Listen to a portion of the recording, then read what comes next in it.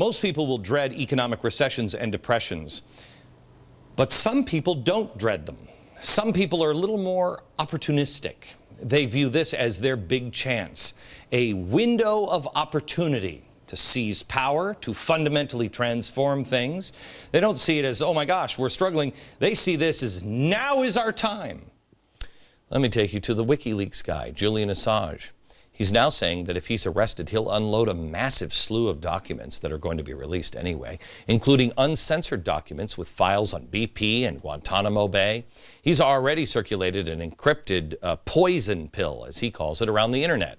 So if they arrest him, he gives the code, and tens of thousands of people can release those documents, which will be released anyway. This is global extortion.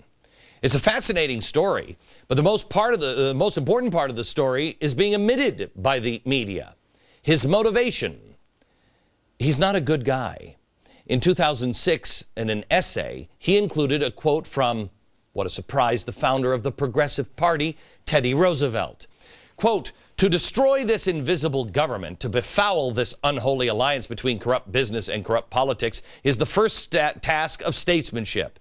I am really torn on this story. It all sounds all good and well, doesn't it? I mean, who doesn't want transparency? It's what Barack Obama campaigned on. Unfortunately, chaos is not transparency. Creating chaos is something totally different. Creating chaos creates an atmosphere where it destroys everything. His goal is not to hold people's feet to the fire. His goal is to destroy the regime. His words, not mine. He is what the media called the Tea Party. He is anti-government. The Tea Party is not. The Tea Party is about transparency. It is about an end of corruption. It is about limited and small government. WikiLeaks is about anti-government and creating chaos. And Julian Assange is not alone in that. There are forces from the uber left that we have been telling you about. And God help me, I don't know why other networks are not covering these things. But they are planting the seeds of chaos. And then they come out openly and call for violence. But the media is silent. We have shown you all of the communists that are here saying these things. They're so worried about violence from the right and the Tea Parties. Anyone with a "Don't Tread on Me" flag painted as some sort of violent lunatic. That got them into a frenzy, and Nancy Pelosi was crying so hard. But nobody seems to care about the violent rhetoric from the uber left. Let me just show you some of the things. This isn't the violent rhetoric. These are just the nudges. Representative Luis Gutierrez, according to the Daily Beast, is ready to lead a Latino revolt and says if the immigration bill, the DREAM Act, goes down, he's ready to ditch Obama and the Democrats, and he is prepared to recreate the 1960s. Quote, when black people in this country decided they were going to fight for civil rights and for voting rights, and they didn't ask if the majority leader was with them or when they were going to tee up the bill. They said, we're sitting here and we're going to sit on the bus. We're integrating this country. We're going to march. He has plenty of allies to help him do that, and you need to see them when we come back.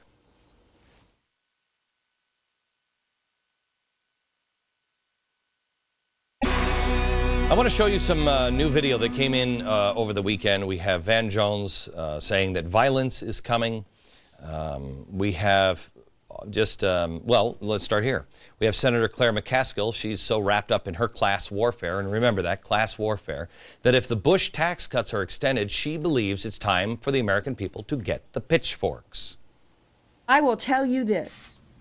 If they think it's okay to raise taxes for the embattled middle class because they're gonna pout if we don't give more money to millionaires. Jeez.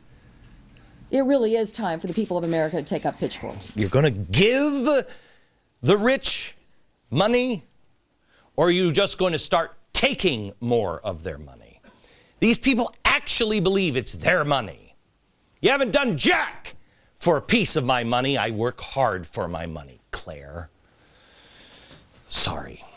Ron Reagan Jr. said in the fight for social justice over the weekend that the ends justify the means. Listen to this. Does the purpose of social justice, the purpose of equity, of a better America justify bare-knuckle politics? Not just hardball, yes. bare-knuckle politics. Yes. Yes, it does. Yes, if you're in a knife fight, you bring a knife or bring a gun, if that's it. If you're fighting for social justice, you do what you need to do to win. Bring a gun.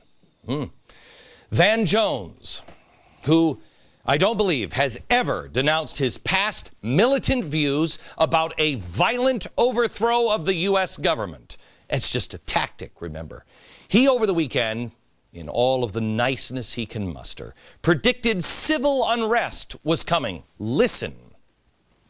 And we're going to go into a tough period, a potential nightmare scenario, more and more ethnically diverse, more and more culturally diverse, more and more sociologically diverse, but less and less economically prosperous. More and more ethnically diverse, but less economically prosperous. If you know anything about history, that is not a recipe for a common ground. That's a recipe for a battleground. And you have opponents in this country who see the same scenario, and their answer is fear the diversity. Absolutely. Their answer is attack the diversity. Their answer is squeeze back on the immigrants. Let's just go over this. More diverse in speech, more diverse culturally, and less diverse in income. This is Van Jones' nightmare scenario. More diverse in speech, more diverse culturally, less diverse in income. Who is it that says English only is racist? Is that the left or the right? Who says that we shouldn't melt into each other? We should celebrate our diversity, cultural, all cultural aspects of everybody's culture should be celebrated here. And who is the one that is engaging in class warfare? Is it the left or the right? Remember, this is his nightmare scenario. There is danger coming, and yet they are the ones saying expand, expand, and exploit. I'm sorry, but this is the bottom-up, top-down, and inside-out theory. Here, you have it, top-down. You've got the people in power up at the top, appointed by the president. You have them here. They are organizing the bottom layer. They are organizing people to stand up, to turn us inside out. You have Latinos being organized. You have unions now being organized in the unemployment battle. You have unions in our churches. It's the Czech Republic 1948, bottom being organized from the top. Now, if you think this is crazy, if you don't believe it yet, maybe you should see this clip from CNBC. I'd play it from Fox, but no. You've got to go to someone credible, I guess, to believe these things. An example of the top down, a report out now, what the Army and the military, the Pentagon, is doing, something they have done for years called Unified Quest. But listen to what this quest is this year. Watch. In the Army, they're having a very interesting year-long exercise called Unified Quest 2011. And in that wargaming series, they're looking at the implications of large-scale economic breakdown inside the United States that would force the Army to keep, quote, domestic order among civil unrest and force the Army to deal with fragmented global power and drastically lower budgets. This according to the trade publication InsideDefense.com. Okay, there is a lot more of this video that you need to see at theblaze.com. And we'll get into it some more tomorrow. That's posse comitatus. You can't do that. You see the road we're heading down. They know economics, the nightmare scenario that they are exploiting and designing. They are getting the people organized to rise up so then they can put the top down. We have talked about these things. They are happening. You've known about these things for what? How many years now? We've been telling you. You've been telling your friends. Radicals are creating the conditions to stage a revolution. I know it sounds crazy. I know how it sounds. You think I want to be the guy on TV telling you this every night? I don't. If you think I do, you're crazy. We're on the road to violence. You may not believe it, but the Pentagon does. More on that clip at theblaze.com. But none of it matters None of it matters if you know what they're trying to do, if you understand their strategy, because then you have a choice. If you don't know what's going on, you're just swept into it like a little sheep.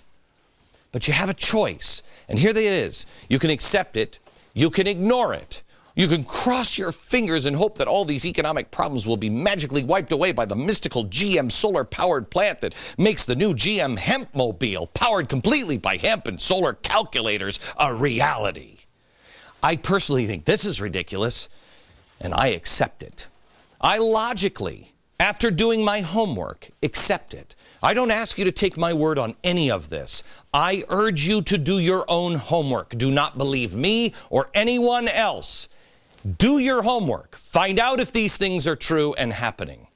And then come to a place of acceptance. But that is not, well, I'll be complacent. No, no. I will not be a part of it. I will instead be a part of the solution.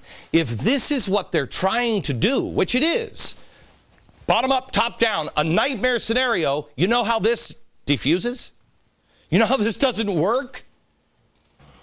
If you're calm, if you're peaceful, if you have firm reliance on divine providence. I've made my choice. By the end of the hour, I will ask you to make yours as well. You can stand up and say, no, I'm part of the solution. The choice is yours, America. It is. History is written every day by you. We just have to choose wisely. Back in a minute.